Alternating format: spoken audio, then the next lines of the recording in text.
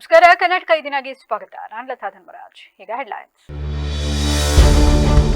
AVK PU ಕಾಲೇಜಿನ ಪ್ರಾಂಶುಪಾಲ ಚಂದ್ರು ಹೊರಕ್ಕೆ, ಆಡಳಿತ ಮಂಡಳಿ ತೀರ್ಮಾನಕ್ಕೆ ದಲಿತ ಸಂಘಟನೆಗಳ ಪೂರ್ಣ ಬೆಂಬಲ, ಎಂದಿನಂತೆ ಸಹಕರಿಸಲು ಮನವಿ. ಪೆನ್ ಡ್ರೈವ್ ಹಂಚಿಕೆ ಪ್ರಕರಣ, ಇದೊಂದು ರಾಜಕೀಯ ಪಿತೂರಿ, ಶಾಸಕ ಸ್ವರೂಪ್ ಪ್ರಕಾಶ್ ಆರೋಪ.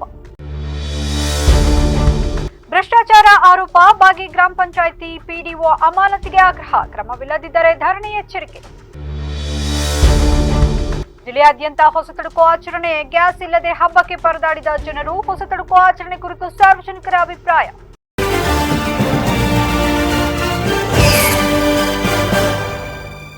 ನಗರದ ಪ್ರತಿಷ್ಠಿತ ಎವಿಕೆ ಪಿಯು ಕಾಲೇಜಿನ ಆಡಳಿತ ಮಂಡಳಿಯು ಇತ್ತೀಚೆಗೆ ಕೈಗೊಂಡಿರುವ ಶಿಸ್ತು ಕ್ರಮ ಹಾಗೂ ಸುಧಾರಣಾ ತೀರ್ಮಾನಗಳಿಗೆ ವಿವಿಧ ದಲಿತ ಸಂಘಟನೆಗಳು ಭಾರಿ ಬೆಂಬಲ ವ್ಯಕ್ತಪಡಿಸಿವೆ. ಈ ಕುರಿತು ಪ್ರತಿಕ್ರಿಯಿಸಿರುವ ದಲಿತ ಮುಖಂಡರಾದ ಕೃಷ್ಣದಾಸ್ ಅವರು, ಇತಿಹಾಸ ಪ್ರಸಿದ್ಧವಾದ ಎವಿಕೆ ಕಾಲೇಜಿನಲ್ಲಿ ಇತ್ತೀಚೆಗೆ ನಡೆದಿದೆ ಎನ್ನಲಾದ ವ್ಯವಹಾರ ಹಾಗೂ ಬೆಳವಣಿಗೆಗಳ ಬಗ್ಗೆ ಕೇಳಿ ನಮಗೆ ತೀವ್ರ ಬೇಸರವಾಗಿತ್ತು. ಕಾಲೇಜಿನ ಹಿತದೃಷ್ಟಿಯಿಂದ ಆಡಳಿತ ಮಂಡಳಿಯು ಈಗ ತೆಗೆದುಕೊಂಡಿರುವ ನಿರ್ಧಾರ ಅತ್ಯಂತ ಸೂಕ್ತವಾಗಿತ್ತು. ಕಾಲೇಜಿನ ಶೈಕ್ಷಣಿಕ ವಾತಾವರಣವನ್ನು ಕಾಪಾಡಲು ಎಲ್ಲರೂ ಎಂದಿನಂತೆ ಸಹಕರಿಸಬೇಕು. ಸಂಸ್ಥೆಯ ಅಧಿಕೃತ ಆದೇಶದಂತೆ ಶ್ರೀ ಚಂದ್ರಶೇಖರ್ ಅವರ ಸೇವಾ ಅವಧಿಯು ಫೆಬ್ರವರಿ 28, 2026ಕ್ಕೆ ಮುಕ್ತಾಯಗೊಂಡಿದ್ದು, ಅವರು ತಕ್ಷಣದಿಂದಲೇ ಕಾಲೇಜಿನ ಎಲ್ಲ ಜವಾಬ್ದಾರಿಗಳಿಂದ ಬಿಡುಗಡೆಗೊಂಡಿದ್ದಾರೆ. ಕಾಲೇಜು ಶುಲ್ಕ ಪಾವತಿಯಲ್ಲಿನ ಅಪಾರದರ್ಶಕತೆ ಹಾಗೂ ಆರ್ಥಿಕ ನಷ್ಟದ ಹಿನ್ನೆಲೆಯಲ್ಲಿ ಈ ಕಠಿಣ ಕ್ರಮ ಕೈಗೊಂಡಿದ್ದಾರೆ. ಇದು ಉತ್ತಮ ಬೆಳವಣಿಗೆ ಎಂದರು. ಪ್ರತಿಷ್ಠಿತ ಒಂದು ಕಾಲೇಜು, ಎವಿಕೆ ಕಾಲೇಜು ಹಾಸನ ಜಿಲ್ಲೆಯಲ್ಲಿ ಮಲ್ನಾಡ್ ಎಜುಕೇಷನ್ ಸೊಸೈಟಿ ಮೂಲಕ ತನ್ನದೇ ಆದಂಥ ಒಂದು ಕೊಡುಗೆಯನ್ನು ನೀಡ್ತಾ ಬಂದಿದೆ. ನಾವು ಇವತ್ತು ಮೊನ್ನೆ ನಾನು ಕೆಲವು ಪತ್ರಿಕೆಗಳಲ್ಲಿ ಕೆಲವು ವಿಚಾರಗಳು ನೋಡಿದಾಗ ನನಗೊಂದು ಸ್ವಲ್ಪ ಆತಂಕ ಉಂಟಾಯಿತು. ಏನು ಇಂಥ ಒಂದು ದೊಡ್ಡ ಸಂಸ್ಥೆನಲ್ಲಿ ಯಾರೋ ಈ ಪ್ರಿನ್ಸಿಪಾಲರು ಒಂದಷ್ಟು ಜನ ಎಲ್ಲ ಸೇರ್ಕೊಂಡು ಇಲ್ಲಿ ಅವ್ಯವಹಾರ ಮಾಡಿದ್ದಾರೆ ಅನ್ನೋ ಒಂದು ಮಾಹಿತಿ ಮೇರೆಗೆ ನಾನು ಇಲ್ಲಿ ಈ ಸಂಸ್ಥೆಯ ಸೆಕ್ರೆಟರಿ ಆದಂಥ ಕಾರ್ಯದರ್ಶಿ ಮಾಡಿ ಕೆಲವು ವಿವರಗಳನ್ನ ಕಲೆಕ್ಟ್ ಮಾಡ್ಕೊಳ್ಳಾಗಿ ಏನು ಈ ಹಿಂದೆ ಇದ್ದಂತ ಈಗ ಅಮಾನತ್ತಿಗೆ ಒಳಗಾಗಿರ್ತಕ್ಕಂಥ ಚಂದ್ರಶೇಖರ್ ಅಂತ ವ್ಯಕ್ತಿ ಈ ಕಾಲೇಜಿನಲ್ಲಿ ಅಪಾರ ಪ್ರಮಾಣದ ಒಂದು ಅವ್ಯವಹಾರ ನಡೆಸಿ ಕಾಲೇಜಿನಲ್ಲಿ ಕೋಟ್ಯಾಂತರ ರೂಪಾಯಿ ಹಣನ ದುರುಪಯೋಗ ಮಾಡಿಕೊಂಡು ಇಡೀ ಸಂಸ್ಥೆಗೆ ನಷ್ಟ ಉಂಟು ಮಾಡಿದ್ದಾರೆ ಅಂತ ವಿಚಾರ ಗೊತ್ತಾಯಿತು. ಇದೊಂದು ನಾಚಿಕೆಗೇಡಿನ ಸಂಗತಿ. ವಿದ್ಯಾರ್ಥಿಗಳ ಹಣವನ್ನ ಈ ರೀತಿ ವೈಯಕ್ತಿಕ ಒಂದು ಇದಕ್ಕೆ ಬಳಸಿಕೊಂಡು ಯಾವುದೇ ರಶೀದಿ ನೀಡದಲೇ ವಿದ್ಯಾರ್ಥಿಗಳಿಗೆ ಮೋಸ ಮಾಡಿರೋ ಅಂಥದ್ದು, ಸೊಸೈಟಿಗೆ ಮೋಸ ಮಾಡಿರೋ ಅಂಥದ್ದು, ಎಜುಕೇಷನ್ ಸೊಸೈಟಿಗೆ ಪರ್ಟಿಕ್ಯುಲರ್ ಆಗಿ ಮಲ್ನಾಡ್ ಎಜುಕೇಷನ್ ಸೊಸೈಟಿಗೆ ನಷ್ಟವನ್ನು ಉಂಟು ಮಾಡಿರೋಂಥದ್ದು ಅತ್ಯಂತ ಗಂಭೀರವಾದ ವಿಚಾರ. ಈಗ ಸಂಬಂಧಪಟ್ಟ ನಾನು ವಿನಂತಿ ಮಾಡ್ತಾ ಇದ್ದೀನಿ, ಏನ್ ಚಂದ್ರಶೇಖರ್ ಮತ್ತು ಯಾರಿದ್ದಾರೆ ಅವ್ರ ಮೇಲೆ ಒಂದು ಕ್ರಿಮಿನಲ್ ಮೊಕದ್ದಮೆಯನ್ನು ದಾಖಲಿಸಿ ಅವ್ರ ಮೇಲೆ ಕಾನೂನು ಕ್ರಮ ಕೈಗೊಳ್ಳಬೇಕು. ನಾವು ಕೂಡ ದಲಿತ ಸಂಘ ಸಮಿತಿ ವತಿಯಿಂದ ನಾವು ಕೂಡ ನಿಮ್ಮ ಈ ಸಂಸ್ಥೆಯ ಒಂದು ಒಳ್ಳೆ ಬೆಳವಣಿಗೆಗೆ ನಾವೆಲ್ಲರೂ ಕೂಡ ನಿಮ್ಮ ಜೊತೆ ನಿಲ್ತೀವಿ ಅಂತ. ಎಲ್ಲ ವಿಡಿಯೋಗಳನ್ನ ಪೆನ್ ಡ್ರೈವ್ ಹಂಚಿಕೆ ಪ್ರಕರಣದ ಚಾರ್ಜ್ ಶೀಟ್ನಲ್ಲಿ ಜೆಡಿಎಸ್ ಕಾರ್ಯಕರ್ತರನ್ನ ಸೇರ್ಪಡೆಗೊಳಿಸಿರುವುದು ರಾಜಕೀಯ ಪಿತೂರಿಯ ಭಾಗವಾಗಿದೆ ಎಂದು ಹಾಸನ ಕ್ಷೇತ್ರದ ಜೆಡಿಎಸ್ ಶಾಸಕ ಎಚ್ ಪಿ ಸ್ವರೂಪ್ ಪ್ರಕಾಶ್ ಆರೋಪಿಸಿದರು. ಸುದ್ದಿಗೋಷ್ಠಿಯಲ್ಲಿ ಮಾತನಾಡಿದ ಅವರು, ಈ ಪ್ರಕರಣದಲ್ಲಿ ವಿಶೇಷ ತನಿಖಾ ತಂಡ ನಿಷ್ಪಕ್ಷಪಾತವಾಗಿ ತನಿಖೆ ನಡೆಸಿಲ್ಲ ಎಂದರಲ್ಲದೆ ತಮ್ಮ ಹಾಗೂ ಮಾಜಿ ಸಚಿವ ಎಚ್ ರೇವಣ್ಣ ಕುಟುಂಬದ ನಡುವಿನ ಸಂಬಂಧ ಹಾಳು ಮಾಡುವ ಉದ್ದೇಶದಿಂದಲೇ ಇಂತಹ ಪಿತೂರಿ ರೂಪಿಸಲಾಗಿದೆ ಎಂದು ಹೇಳಿದರು. ಜೆಡಿಎಸ್ ಕಾರ್ಯಕರ್ತರನ್ನ ವಿನಾಕಾರಣವಾಗಿ ಪ್ರಕರಣದಲ್ಲಿ ಸೇರಿಸಲಾಗಿದ್ದು, ಇದರಿಂದ ಕಾರ್ಯಕರ್ತರು ಆತಂಕಕ್ಕೆ ಒಳಗಾಗುವ ಅಗತ್ಯವಿಲ್ಲ. ಪಕ್ಷವು ಅವರ ಬೆಂಬಲಕ್ಕೆ ದೃಢವಾಗಿ ನಿಂತಿದೆ ಎಂದು ಭರವಸೆ ನೀಡಿದರು. ಇದಲ್ಲದೆ ಪ್ರಕರಣದಲ್ಲಿ ಕೆಲ ಪ್ರಭಾವಿ ವ್ಯಕ್ತಿಗಳ ಹೆಸರನ್ನ ಉದ್ದೇಶಪೂರ್ವಕವಾಗಿ ಕೈಬಿಡಲಾಗಿದೆ ಎಂಬ ಆರೋಪ ಮಾಡಿದರಲ್ಲದೆ ಈ ಕುರಿತು ಕಾನೂನು ಹೋರಾಟ ಕೈಗೊಳ್ಳಲಾಗುವುದು ಎಂದು ಎಚ್ಚರಿಕೆ ನೀಡಿದರು. ಏನು ಶಾಸಕ ಸ್ವರೂಪ್ ಪ್ರಕಾಶ್ ಅವರ ಸಂಬಂಧಿ ಮತ್ತು ಚಿಕ್ಕಪ್ಪನ ಮಗ ಇರ್ಬೋದು ಮತ್ತು ಪಕ್ಷದ ಪ್ರಮುಖರು ಮತ್ತು ಕಾರ್ಯಕರ್ತರು ಏನು ಪ್ರಜ್ವಲ್ ರೇವಣ್ಣ ಅವರ ಒಂದು ಇದಿದೆ, ಪೆನ್ ಡ್ರೈವ್ ವಿಚಾರ ಇದೆ, ಅದನ್ನೆಲ್ಲ ಹರಿದುಬಿಟ್ಟಿದ್ದಾರೆ ಅಂತ ಏನು ನಾನು ನೋಡ್ತಾ ಇದ್ದೆ. ಖಂಡಿತವಾಗ್ಲೂ ಇದು ಸತ್ಯಕ್ಕೆ ದೂರದಂಥ ವಿಚಾರ. ನಾನು ತಮ್ಮ ಮೂಲಕ ನಾನು ಸರ್ಕಾರಕ್ಕೆ ಮತ್ತು SIT ಏನು ತನಿಖಾ ತಂಡಕ್ಕೂ ಕೇಳಕ್ಕೆ ಬಯಸ್ತೇನೆ. ಏನು ತನಿಖೆಯನ್ನು ತಾವು ಸತ್ಯಾಸತ್ಯತೆಯನ್ನು ನಾವು ಹೊರ ತರ್ತೀವಿ ಅಂತ ಏನು SIT ತನಿಖೆ ಮಾಡಿದ್ರು, ಈ ಒಂದು ತನಿಖೆಯಲ್ಲಿ ಹಲವಾರು ಪ್ರಮುಖರು ಮತ್ತು ಕೆಲವು ಪ್ರಭಾವಿಗಳಿರ್ಬೋದು ಮತ್ತು ಮುಖಂಡರನ್ನ ಯಾಕೆ ಕೈ ಬಿಟ್ಟಿದ್ದೀರಿ ಅಂತ ತಮ್ಮ ಮೂಲಕ ನಾನು ಕೇಳಕ್ಕೆ ಬಯಸ್ತೇನೆ. ಏನು A1 ಅಪರಾಧಿ ಇದ್ದಾನೆ ನವೀನ್, ಅವನ್ನ ಈಗೆಲ್ಲ ಗೊತ್ತಿದೆ ತಮಗೆ. ಇವತ್ತಿನ ಟೆಕ್ನಾಲಜಿ ಯಾವ ಇದಕ್ಕೆ ಬಂದಿದೆ ಅಂತ ಇವತ್ತೇನು ಸತ್ಯನ ಕಂಡುಹಿಡಲಿಕ್ಕೆ ಏನು ದೊಡ್ಡ ವಿಚಾರ ಏನಲ್ಲ. ನವೀನನ್ನು ಮಂಪರು ತನಿಖೆಗೆ ಒಳಪಡಿಸಿದರೆ ಯಾವ್ಯಾವ ಈ ಪೆನ್ ಡ್ರೈವ್ ವಿಚಾರಣಾ ಹಗರಣದಲ್ಲಿ ಪೆನ್ ಡ್ರೈವ್ ಹಂಚಿಕೆ ಮಾಡೋ ಹಗರಣದಲ್ಲಿ ಯಾರ್ಯಾರು ಪ್ರಭಾವಿಗಳಿದ್ರು ಅಂತ ತಮ್ಮ ಮೂಲಕ ನಾನು ನವೀನನ್ನು ಏನು SIT ತನಿಖಾ ತಂಡದವರು ಸರಿಯಾಗಿ ತನಿಖೆನ ಮಾಡಿದರೆ ಸತ್ಯಾಸತ್ಯತೆ ಹೊರಗೆ ಬರ್ತಾಯಿತ್ತು. ಆದರೆ ಎಲ್ಲ ಒಂದು ಕಡೆ ಈ ಸರ್ಕಾರ ಏನು ಒಂದು ಸಕಲೇಶಪುರ ತಾಲೂಕಿನ ಬಾಗಿ ಗ್ರಾಮ ಪಂಚಾಯಿತಿಯಲ್ಲಿ ಕಾರ್ಯನಿರ್ವಹಿಸುತ್ತಿರುವ PDO ಚಿನ್ನಸ್ವಾಮಿ ವಿರುದ್ಧ ಕೇಳಿಬಂದಿರುವ ಭ್ರಷ್ಟಾಚಾರ ಆರೋಪಗಳ ಹಿನ್ನೆಲೆ ಅವರನ್ನ ತಕ್ಷಣ ಅಮಾನತುಗೊಳಿಸಿ ಪಾರದರ್ಶಕ ತನಿಖೆ ನಡೆಸಬೇಕು ಎಂದು ಕರ್ನಾಟಕ ರಕ್ಷಣಾ ವೇದಿಕೆ ಆಗ್ರಹಿಸಿದೆ. ವೇದಿಕೆಯ ಪದಾಧಿಕಾರಿಗಳು ಈ ಕುರಿತು ಸಂಬಂಧಿತ ಅಧಿಕಾರಿಗಳಿಗೆ ಮನವಿ ಸಲ್ಲಿಸಿ 15ನೇ ಹಣಕಾಸು ಆಯೋಗದ ಅನುದಾನ ವರ್ಗ 1 ಮತ್ತು ವರ್ಗ 2 ಖಾತೆಗಳ ನಿಧಿ ಸೇರಿದಂತೆ ರಾಷ್ಟ್ರೀಯ ಹೆದ್ದಾರಿ ಪರಿಹಾರ ಧನ ದುರ್ಬಳಕೆ ಪಡೆದಿರುವ ಬಗ್ಗೆ ಗಂಭೀರ ಆರೋಪಗಳಿವೆ ಎಂದು ತಿಳಿಸಿದ್ದಾರೆ. ಈ ಬಗ್ಗೆ ಈಗಾಗಲೇ 2025ನೇ ಅಕ್ಟೋಬರ್ 4ರಂದು ನಿಯಮ 11/5C ಅನ್ವಯ ಇಲಾಖಾ ವಿಚಾರಣೆ ನಡೆಸುವಂತೆ ಆದೇಶ ನೀಡಲಾಗಿದ್ದರೂ ಇಂದಿಗೂ ಯಾವುದೇ ಸ್ಪಷ್ಟ ಕ್ರಮ ಕೈಗೊಳ್ಳದಿರುವುದು ಅನುಮಾನಗಳಿಗೆ ಕಾರಣವಾಗಿದೆ ಎಂದು ಆಕ್ರೋಶ ವ್ಯಕ್ತಪಡಿಸಿದರು. ಗ್ರಾಮ ಪಂಚಾಯಿತಿಯಲ್ಲಿ ನಡೆದಿರುವ ವ್ಯವಹಾರಗಳ ಕುರಿತು 1 ವರ್ಷಕ್ಕೂ ಮುನ್ನವೇ ಮಾಧ್ಯಮಗಳಲ್ಲಿ ವರದಿಯಾಗಿದ್ದರೂ ತನಿಖೆ ಪ್ರಕ್ರಿಯೆ ನಿಧಾನಗತಿಯಲ್ಲಿ ಸಾಗುತ್ತಿರುವುದು ಜನರ ಅಸಮಾಧಾನಕ್ಕೆ ಕಾರಣವಾಗಿದೆ. 4 ತಿಂಗಳ ಹಿಂದೆ ತನಿಖೆ ಪೂರ್ಣಗೊಳಿಸಿ ವರದಿ ಸಲ್ಲಿಸಲು ಸೂಚನೆ ನೀಡಿದರೂ ಅದಕ್ಕೂ ಸ್ಪಷ್ಟ ಫಲಿತಾಂಶ ಕಾಣದಿರುವುದು ಸಾರ್ವಜನಿಕರಲ್ಲಿ ಅನುಮಾನ ಮೂಡಿಸಿದೆ ಎಂದು ವೇದಿಕೆ ಆರೋಪಿಸಿದೆ. ಈ ಕುರಿತು ಮಾತನಾಡಿದ ಸಕಲೇಶಪುರ ತಾಲೂಕು ಕರ್ನಾಟಕ ರಕ್ಷಣಾ ವೇದಿಕೆ ಅಧ್ಯಕ್ಷ ಗಗನ್ ಹಾಡ್ಲಹಳ್ಳಿ, ಸಾರ್ವಜನಿಕ ಹಣದ ದುರ್ಬಳಕೆ ಕುರಿತ ಗಂಭೀರ ಆರೋಪಗಳಿರುವ ಸಂದರ್ಭದಲ್ಲಿ ಸಂಬಂಧಿತ ಅಧಿಕಾರಿಯನ್ನ ತಕ್ಷಣ ಅಮಾನತು ಮಾಡಿ ನ್ಯಾಯಸಮ್ಮತ ತನಿಖೆ ನಡೆಸಬೇಕು. ಇಲ್ಲವಾದರೆ ತಾಲೂಕು ಪಂಚಾಯಿತಿ ಕಚೇರಿ ಮುಂಭಾಗ ಅನಿರ್ದಿಷ್ಟಾವಧಿ ಧರಣಿ ನಡೆಸಲು ನಾವು ಸಿದ್ಧರಾಗಿದ್ದೇವೆ ಎಂದು ಎಚ್ಚರಿಕೆ ನೀಡಿದರು. ಪಂಚಾಯತಿಯಲ್ಲಿ ಇದೇ ತರ ಆಗಿ ಅದನ್ನ ಅಲ್ಲಿಂದ ಅಲ್ಲಿಗೆ ಮುಚ್ಚಾಗಿರ್ತಾರೆ. ಅದು ನಮಗೆ ಕಟ್ಟುನಿಟ್ಟಾಗಿ ಸತ್ಯ ಗೊತ್ತಿರುವಂತದ್ದು. ಪ್ರತಿ ಪಂಚಾಯತಿಲು ಇದೇ ತರ ಎಲ್ಲಾ ಕಡೆ ನಡೆದಿರುವಂತ ವಿಚಾರ ಒಂದೊಂದಾಗಿ ನಮ್ಮ ರಕ್ಷಣಾ ವೇದಿಕೆ ತಂದಿಡುತ್ತೆ ಮುಂದೆ ವಿತ್ ಪ್ರೂಫ್ ಪ್ರಕಾರ. ಯಾವುದು ಸುಮ್ಮನೆ ಮಾತಲ್ಲಿ ಹೇಳೋಂಥದ್ದು ಯಾವುದು ಇಲ್ಲ. ಇದಕ್ಕೂ ಕೂಡ ವಿತ್ ಡಾಕ್ಯುಮೆಂಟ್ಸ್ ಕೊಡ್ತಾ ಇದ್ದೀವಿ. ಓಕೆನಾ? ಈಗಾಗಲೇ ನೀವು ಕೊಟ್ಟರೆ ಡಾಕ್ಯುಮೆಂಟ್ ಅಲ್ಲ, ಮುಂಚೆ ಇದ್ದಂಥ ತನಿಖೆ ಆದ ತಕ್ಷಣ ಎನ್ಕ್ವೈರಿ ಅದರಲ್ಲಿ ಏನಾದರೂ ಲೋಪ ಕಂಡ ತಕ್ಷಣ ನಾವು ಜಿಲ್ಲಾ ಪಂಚಾಯತಿ ಬರ್ತು ತನಿಖಾಧಿಕಾರಿಗಳು ನೇಮಕ ಆಗಿದೆ, ತನಿಖೆ ನಡೀತಾ ಇದೆ. ನಾವು ಅದನ್ನೇ ಹೇಳ್ತಾರೆ ಸರ್. 90 ಮೆನ್ಷನ್ ಆಗಿದೆ. 90 ದಿನದೊಳಗಡೆ ತನಿಖೆ ಮಾಡಿ ತನಿಖೆ ಕೊಡಿ ಅಂತ ಮೆನ್ಷನ್ ಆಗಿದೆ. 160 ವರದಿ ಕೊಡಿ ಅಂತ 160 ಅಂತೇಳಿ ಒಬ್ಬ ಭ್ರಷ್ಟ ಅಧಿಕಾರಿಗೆ ನಮಗೆ ಅನುಮಾನ ಕಾಡ್ತಿರೋದೇನಂದ್ರೆ ನಮಗೆ ಅನುಮಾನ ಕಾಡ್ತಿರೋ ಮೇಲಧಿಕಾರಿಗಳ ಬಗ್ಗೆ ಅನುಮಾನ ಇದರಲ್ಲಿ ಕಾಡ್ತಾ ಇರೋದು ನಮಗೆ ಮೇಲಧಿಕಾರಿಗಳು.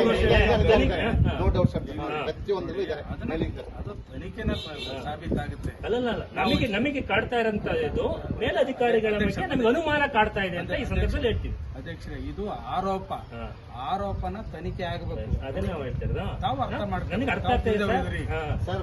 ನಾನು ಹೇಳ್ತಾ ಇರೋದು ಇಲ್ಲಿ ಏನವ್ರು ಕೆಲಸ ಕಾರ್ಯನ ಮಾಡ್ತಿದ್ರೆ ಜೊತೆಗೆ ಯಾರ ಹತ್ರನೂ ಕೂಡ ನೋಡಿ ID ಕಾರ್ಡ್ ಹಾಕಿಲ್ಲ. ಒಬ್ರು ಯಾರನ್ನ ಕೇಳೋದು? ನೀವೇ ಹಾಕಿಲ್ಲ ID ಕಾರ್ಡ್. ನಾನು ಏನ್ ಕೇಳ್ತೀನಿ ಅಂದ್ರೆ ಇವ್ರು ಹಾಕಿದ್ರೆ ಇವ್ರು ಕೆಳಗಡೆ ಹಾಕ್ತಾರೆ. ನಿಮ್ಗೆ ID ಕಾರ್ಡ್ ಹಾಕೋ ರೂಲ್ಸ್ ಇದೆ, ಹಾಕ್ಬೇಕು.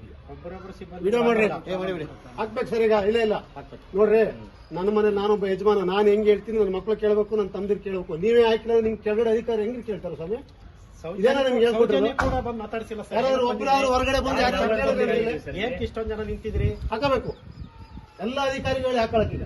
ಮತ್ತೆ ಶೌಚಾಲಯ ಎಲ್ಲ ಹೋಗಿ ನೋಡಿ, ಮನುಷ್ಯ ಅದನ್ನ ಹೋಗಕ್ಕಾಗಲ್ಲ. ಇಲ್ಲ ನಿಮ್ಮದ್ರಲ್ಲಿ ಹೋಗಿ ನೋಡಿ, ಒಳಗಡೆ ನೋಡಿದ್ದೀರಾ?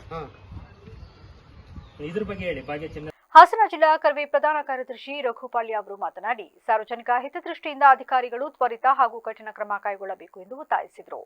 ಈ ಸಂದರ್ಭದಲ್ಲಿ ಸಕಲೇಶಪುರ ಕರ್ನಾಟಕ ರಕ್ಷಣಾ ವೇದಿಕೆ ಘಟಕದ ಅಧ್ಯಕ್ಷ ಸುನಿಲ್, ಪ್ರಧಾನ ಕಾರ್ಯದರ್ಶಿ ರಾಯ್ಕುಮಾರ್, ರೈತ ಘಟಕದ ಅಧ್ಯಕ್ಷ ವಸಂತ್ ಬೊಮ್ಮನಕೆರೆ, ನಗರ ಘಟಕದ ಅಧ್ಯಕ್ಷ ಸಿದ್ಧಾರ್ಥ್ ಪಟೇಲ್ ಸೇರಿದಂತೆ ಹಲವು ಪದಾಧಿಕಾರಿಗಳು ಹಾಗೂ ಕಾರ್ಯಕರ್ತರು ಉಪಸ್ಥಿತರಿದ್ದರು. ನಗರದ ರಾಜಘಟ್ಟ ಗ್ರಾಮದಲ್ಲಿ ಊರಿನ ಗ್ರಾಮಸ್ಥರೆಲ್ಲ ಒಟ್ಟುಗೂಡಿ ಚೀಟಿ ಹಾಕಿಕೊಂಡು ಮರಿಗಳನ್ನು ತಂದು ಮಟನ್ ಹಂಚಿಕೊಂಡು ಹೊಸ ತೊಡಕನ್ನು ಆಚರಿಸಿದ್ದಾರೆ. ರಾಜಘಟ್ಟದ 1ನೇ ವಾರ್ಡ್ನಲ್ಲಿ ಪ್ರತಿ ವರ್ಷದಂತೆ ಈ ವರ್ಷವೂ ಯುಗಾದಿ ಹಬ್ಬದ ಪ್ರಯುಕ್ತ ಗ್ರಾಮದಲ್ಲಿ ಆಂಜನೇಯ ಸ್ವಾಮಿ ಹೆಸರಿನಲ್ಲಿ ಚೀಟಿ ಹಾಕಿಕೊಂಡು ದೇವರ ಅಡ್ಡೆಯನ್ನ ಹೊರಡಿಸಿ ಊರು ಮೆರವಣಿಗೆ ಮಾಡಿ ಉಳಿದ ಹಣದಲ್ಲಿ ಮರಿಗಳನ್ನು ತಂದು ಮಟನ್ ಅನ್ನ ಹಂಚಿಕೊಂಡು ಹಬ್ಬವನ್ನು ಆಚರಣೆ ಮಾಡಿದ್ದು. ಈ ವೇಳೆ ಗ್ರಾಮಸ್ಥರು ಮಾತನಾಡಿ, ಯುಗಾದಿ ಹಬ್ಬದ ಮಾರನೇ ದಿನ ನಾವು ಚೀಟಿ ಹಾಕಿಕೊಂಡ ಹಣದಿಂದ ಕುರಿಗಳನ್ನು ತಂದು ಎಲ್ಲರೂ ಪಾಲು ಮಾಡಿಕೊಂಡು ಹಬ್ಬವನ್ನು ಆಚರಿಸುತ್ತೇವೆ. ತಲೆಕಾಲನ್ನ ಸೀಯಲು ಏಜೆನ್ಸಿ ಕಡೆಯಿಂದ ಗ್ಯಾಸ್ ಸಿಗದೆ ಬಹಳ ತೊಂದರೆಯಾಗಿದೆ. ಆದರೂ ಸೌದೆ ಹಂಚಿಕೊಂಡು ಹಬ್ಬವನ್ನು ಆಚರಣೆ ಮಾಡುತ್ತಿದ್ದೇವೆ ಎಂದರು. ರಾಜಘಟ್ಟ ಗ್ರಾಮಸ್ಥರಿಂದ ಇವತ್ತು ಬಂಡಿ ಹಬ್ಬ, ಇದು ಯುಗಾದಿ ಹಬ್ಬ ಮುಗಿದು ಬೆಳಿಗ್ಗೆ ಯುಗಾದಿ ಹಬ್ಬ ಮುಗಿದ ಬೆಳಗಡೆ ನಾವೆಲ್ಲ ಸೇರಿ ಒಟ್ಟಿಗೆ ಎಲ್ಲ ಚೀಟಿ ಹಾಕೊಂಡಿರ್ತೀವಿ. ನಾವೆಲ್ಲ ಸೇರಿ ಗುಡ್ಡೆ ಬಡೆಲ್ಲ ಮಾಡಿ ಇದು ಮಾಡ್ತಾಯಿದ್ವಿ. ತಲೆಕಾಲು ಸಿಯ್ಯಕ್ಕೆ ನಮಗೆ ಏಜೆನ್ಸಿಯಿಂದ ಗ್ಯಾಸ್ ಸಿಗದೇ ತುಂಬ ಇದಾಗಿದೆ. ಆದರೂ ಸಹಿತ ನಾವು ಎಲ್ಲದನ್ನು ಅಡ್ಜಸ್ಟ್ ಮಾಡ್ಕೊಂಡು ನಾವು ಸೌದೆ ಒಲೆ ಹಾಕೊಂಡು ಅದರಲ್ಲೇ ಸಣ್ಣ ಪುಟ್ಟ ಕಡ್ಡಿ ಪ್ರತಿ ವರ್ಷದಂತೆ ಈ ವರ್ಷವೂ ಯುಗಾದಿ ಹಬ್ಬದ ಪ್ರಯುಕ್ತ ನಾವು ಗ್ರಾಮದಲ್ಲಿ ಚೀಟಿ ಹಾಕೊಂಡಿರ್ತೀವಿ. ಆಂಜನೇಯ ಸ್ವಾಮಿ ದೇವಸ್ಥಾನದ ಚೀಟಿ ಹೆಸರು ಹೇಳ್ಕೊಂಡು ಚೀಟಿ ಹಾಕೊಂಡು ಆಂಜನೇಯ ದೇವಸ್ಥಾನ ಅಡ್ಡೆನ ಹೊಂಡಿಸಿ ಊರು ಮೆರವಣಿಗೆ ಎಲ್ಲ ಮಾಡಿ ಅದ್ರ ಖರ್ಚಿನೆಲ್ಲ ನಾನು ಕಳೆದು ಉಳಿದಿದ್ದರಲ್ಲಿ ಎಲ್ಲ ಏನು ಗ್ರಾಮದವ್ರಿದ್ದೀವಿ ಎಲ್ಲ ಸೇರಿಬಿಟ್ಟು ಮರಿಗಳು ತಂದುಬಿಟ್ಟು ಕಟ್ ಮಾಡಿ ಗುಡ್ಡೆಬಾಡು ಮಾಡ್ಕೊಂಡು ಪ್ರತಿಯೊಬ್ಬರು ಹಂಚ್ಕೊತೀವಿ. ಮರಿ ನಾವೇ ತರೋದು, ನಾವೇ ತಂದು ನಾವೇ ಕಟ್ ಮಾಡಿ ನಾವೇ ಹಂಚ್ಕೊತೀವಿ. ಹಾಂ, ಆಮೇಲೆ ಮೇ 5ನೇ ತಾರೀಕು ವಾರ್ಷಿಕೋತ್ಸವ ಮಾಡ್ತೀವಿ. ಅದೇ ಅವತ್ತು ಇದೇ ಥರ ಇದು. ನಗರದಲ್ಲಿ ಗ್ಯಾಸ್ ಇಲ್ಲದೆ ಹೊಸ ತಡುಕು ಆಚರಣೆ ಮಾಡಲು ತೊಂದರೆಯಾಗಿರುವ ಬಗ್ಗೆ ಸಾರ್ವಜನಿಕರು ತಮ್ಮ ಆಕ್ರೋಶ ವ್ಯಕ್ತಪಡಿಸಿದರು. ಈ ಕುರಿತು ಚನ್ನಪಟ್ಟಣದ ಮಲ್ಲಮ್ಮ ಅವರು ಮಾತನಾಡಿ, ಸರ್ಕಾರ ಸವಲತ್ತು ಸೌಲಭ್ಯ ನೀಡಿಲ್ಲ. ಗ್ಯಾಸ್ ಇಲ್ಲದೆ ಜನರು ಹಬ್ಬವನ್ನ ಮಾಡಲು ತೊಂದರೆಯಾಗುತ್ತಿದೆ. ಮೊದಲು ಹೊಲೆಯಲ್ಲಿ ಅಡುಗೆ ಮಾಡುತ್ತಿದ್ದೆವು, ಆದರೆ ಸರ್ಕಾರ ಗ್ಯಾಸ್ ನೀಡಿ ಎಲ್ಲರೂ ಅದಕ್ಕೆ ಹೊಂದಿಕೊಂಡು ಅಡುಗೆ ಮಾಡುತ್ತಿದ್ದರು. ಈಗ ಗ್ಯಾಸ್ ಇಲ್ಲದೆ ಪುನಃ ಜನ ಹೊಲೆಯ ಮೊರೆ ಹೋಗುವ ಸ್ಥಿತಿ ನಿರ್ಮಾಣವಾಗಿದ್ದು, ಈ ಬಾರಿ ಪ್ರತಿ ಸಲ ಹಬ್ಬದ ವೇಳೆ ಆಗುತ್ತಿದ್ದ ವ್ಯಾಪಾರ ಕಡಿಮೆಯಾಗಿದೆ ಎಂದರು. ಇವತ್ತಿನಂತ ವ್ಯಾಪಾರ ಯಾವತ್ತೂ ಇಲ್ಲ, ಇವತ್ತು ತುಂಬಾ ಕಡಿಮೆ. ಈಗ ನಮ್ಮ ಉಗಾದಿ ಹಬ್ಬ ಆದ್ರೆ, ರೈತರ ಹಬ್ಬ ಆದ್ರೆ ನಿಲ್ಲಕ್ ಜಾಗ ಇರ್ಲಿಲ್ಲ. ಈಗ ಗ್ಯಾಸ್ ಇಲ್ಲ, ರಾಜಕಾರಣಿಗಳು ಗ್ಯಾಸ್ ಬಿಟ್ಟಿಲ್ಲ, ಅಡುಗೆ ಯಾವ್ದ್ರಲ್ಲಿ ಮಾಡ್ತಾರೆ ಹೇಳಿ? ಜನಗಳ ಕೈಲಿ ದುಡ್ಡಿಲ್ಲ. ಮುಂಚೆ ಚೆನ್ನಾಗಿತ್ತು, ಮುಂಚೆಗೆ ಸೌದೆ ಒಲೆಯಲ್ಲಿ ಮಾಡುವಾಗ ಚೆನ್ನಾಗಿತ್ತು. ಇವರು ಏನು ಕಾರ್ಗೆ ಬಸ್ಗೆ ಎಲ್ಲ ಗ್ಯಾಸ್ ಕೊಟ್ಟರು. ಈಗ ಅಡುಗೆ ಮಾಡೋರು ಏನು ಮಾಡ್ತಾರೆ? ಬೀದಿಲಿ ಮಾಡಬೇಕು. ಏನಪ್ಪ, ನಾನು ಕರ್ಕೊಂಡೋಗಿ ನಾನು ಮಾತಾಡ್ತೀನಿ, ಯಾರ ಹತ್ರ ಮಾತಾಡ್ಬೇಕು ಅವ್ರ ಹತ್ರ ಮಾತಾಡ್ತೀನಿ. ಇದೆಲ್ಲಪ್ಪ ಡಲ್ ಇವತ್ತು. ಈಗ ನೋಡಿ, ನಮಗೆ ಸಂಬಾರ ಶುಂಠಿ ಇವೆಲ್ಲ ರೈಟ್ ಜಾಸ್ತಿ. ರೈತರಿಗೆ ಬೆಳವಣಿಗೆಗೆ ಸರಿಯಾಗಿಲ್ಲ, ಸರಿ ಕಾಲಕ್ಕೆ ತಕ್ಕನೆ ಗೊಬ್ಬರ ಕೊಡಲ್ಲ, ಕಾಲಕ್ಕೆ ತಕ್ಕನೆ ಕರೆಂಟ್ ಕೊಡಲ್ಲ. ಅಣ್ಣ, ಇದು ನಮ್ಮ ಕರ್ನಾಟಕನೇ ಬಿದ್ದು ಹೋಯ್ತು. ಇದರಿಂದ ಏನು ಸುಖ ಇಲ್ಲ, ಬಡವ್ರ ಬಗ್ಗೆ ಸುಖ ಇಲ್ಲ, ದೊಡ್ಡವರು ಚೆನ್ನಾಗಿದ್ದಾರೆ, ನಮಗೆ ಸುಖ ಇಲ್ಲ ಅಣ್ಣ. ಈಗ ನೋಡಿ, ಒಂದು ಸಂಬಾರ ತರಬೇಕು, ಈ ಸರ್ಕಾರಿ ವ್ಯಾಪಾರ ಮಾಡಬೇಕು ಅಂದ್ರೆ 18,000 ರೂಪಾಯಿ ಬೇಕು. ನಾವು ಸಾಲ ಮಾಡಿರ್ತೀವಿ, ನಮಗೆ ಸೌಕರ್ಯ ಇಲ್ಲ, ಸೌಲಭ್ಯ ಇಲ್ಲ. ರಮೇಶ್ ಅವರು ಮಾತನಾಡಿ, ಹಾಸನದಲ್ಲಿ ಮಟನ್ ಮಾರುಕಟ್ಟೆ, ಮೀನು ಮಾರುಕಟ್ಟೆಗೆ ಬೇರೆ ಬೇರೆ ಜಾಗದಲ್ಲಿ ಅಂಗಡಿಗಳನ್ನು ಮಾಡಬೇಕು. ಒಂದೇ ಭಾಗದಲ್ಲಿ ಎಲ್ಲಾ ರೀತಿಯ ಅಂಗಡಿಗಳಿರುವುದರಿಂದ ಎಷ್ಟೇ ನಿರ್ವಹಣೆ ಮಾಡಿದರೂ ವಾಸನೆ ಬರುತ್ತಿದೆ. ಹಾಗಾಗಿ ಬೇರೆ ಜಾಗದಲ್ಲಿ ಹೊಸದಾಗಿ ಮಾರುಕಟ್ಟೆ ಮಾಡಬೇಕು ಎಂದರು. ಎಲ್ಲಿ ಸಮಸ್ಯೆ, ಏನಿದೆ ಸಮಸ್ಯೆ ಅಣ್ಣ? ಇದು ಯಾವಾಗಲೂ ಇದೇ ಸಮಸ್ಯೆ. ಒಳ್ಳೇದು ಯಾವ್ದಾದ್ರು ಐಟಕ್ ಬೇಡವಾ ಮಟನ್ಗೆ? ಮೀನು ಮಾರ್ಕೆಟು ಅವೆಲ್ಲ ಬೇರೆ ಬೇರೆ ಒಂದು ಮಾಡಬಾರ್ದು. ಒಂದು 2 ಎಕರೆ, ಒಂದು 20 ಎಕರೆ ತಗೊಂಡು ಹಾಸನದಲ್ಲಿ ಆ ಥರ ಮಾಡಿಕೊಡಿ ಅಂತ ನೋಡಿ ಮೂಗು ಮುಚ್ಕೊಂಬರ್ಬೇಕು. ಈಗ ಸ್ಮೆಲ್ಲು ಒಂದು ಕಡೆ, ಬೇರೆ ಕಡೆ ಎಲ್ಲರೂ ಮಾಡಬಾರ್ದ? ಎಲ್ಲ ಆಯ್ತಣ್ಣ, ಮೇಂಟೆನೆನ್ಸ್ ಮಾಡ್ತಾವ್ರೆ, ಹಿಂಗಾಗಿತ್ತಲ್ಲ, ಏನು ಮಾಡೋದು? ಇನ್ನೊಂದು ಸ್ವಲ್ಪ ಮೇಂಟೆನೆನ್ಸ್ ಮಾಡಬೇಕು, ಒಂದು ಸ್ವಲ್ಪ ದೊಡ್ಡದಾಗಿ ಮಾಡಬೇಕು ಒಂದು ಜಾಗವ. ನೋಡಿ, ಇಲ್ಲಿ ವೆಹಿಕಲ್ ಚಾರ್ಜ್ ಇಲ್ಲ, ಏನಿಲ್ಲ. ಬೇಲೂರು ತಾಲೂಕು ಕಚೇರಿಯಲ್ಲಿ ಗ್ರಾಮ ಲೆಕ್ಕಾಧಿಕಾರಿಗಳಿಗೆ ಇಲಾಖೆಯಿಂದ ಲ್ಯಾಪ್ಟಾಪ್ಗಳನ್ನು ಸಕಲೇಶಪುರ ಉಪವಿಭಾಗಾಧಿಕಾರಿಗಳು ವಿತರಿಸಿದರು. ಕರ್ನಾಟಕ ಸರ್ಕಾರ ಹಾಗೂ ಕಂದಾಯ ಇಲಾಖೆ ವತಿಯಿಂದ ಸಾರ್ವಜನಿಕರ ಅರ್ಜಿಗಳು ಯಾವುದೇ ವಿಳಂಬವಿಲ್ಲದೆ ವಿಲೇವಾರಿಯಾಗಬೇಕು ಎಂಬ ಹಿನ್ನೆಲೆಯಲ್ಲಿ ಗ್ರಾಮ ಲೆಕ್ಕಾಧಿಕಾರಿಗಳಿಗೆ ಲ್ಯಾಪ್ಟಾಪ್ ನೀಡಲಾಗುತ್ತದೆ. ಅಂತೆಯೇ ಬೇಲೂರು ತಾಲೂಕಿನ ಎಲ್ಲಾ ವೃತ್ತದ ಗ್ರಾಮ ಲೆಕ್ಕಾಧಿಕಾರಿಗಳಿಗೆ ಸಕಲೇಶಪುರ ಉಪವಿಭಾಗಾಧಿಕಾರಿ ಮಂಜುನಾಥ್ ಮತ್ತು ಬೇಲೂರು ತಹಶೀಲ್ದಾರ್ ಶ್ರೀಧರ್ ಕಂಕನವಾಡಿ ಲ್ಯಾಪ್ಟಾಪ್ ವಿತರಿಸಿದರು. ಈ ಸಂದರ್ಭದಲ್ಲಿ ಸುದ್ದಿಗಾರರೊಂದಿಗೆ ಮಾತನಾಡಿದ ಸಕಲೇಶಪುರ ಉಪವಿಭಾಗಾಧಿಕಾರಿ ಮಂಜುನಾಥ್, ಕರ್ನಾಟಕ ಸರ್ಕಾರ ಹಾಗೂ ಕಂದಾಯ ಇಲಾಖೆ ಸಾರ್ವಜನಿಕರ ಅರ್ಜಿಗಳು ಸೇರಿದಂತೆ ಇನ್ನಿತರ ಕೆಲಸಗಳು ಯಾವುದೇ ವಿಳಂಬವಿಲ್ಲದೆ ತ್ವರಿತ ವಿಲೇವಾರಿಗೆ ಕ್ರಮ ಲೆಕ್ಕಾಧಿಕಾರಿಗಳಿಗೆ ಲ್ಯಾಪ್ಟಾಪ್ ನೀಡುವ ಕಾರ್ಯಕ್ಕೆ ಮುಂದಾಗಿದೆ.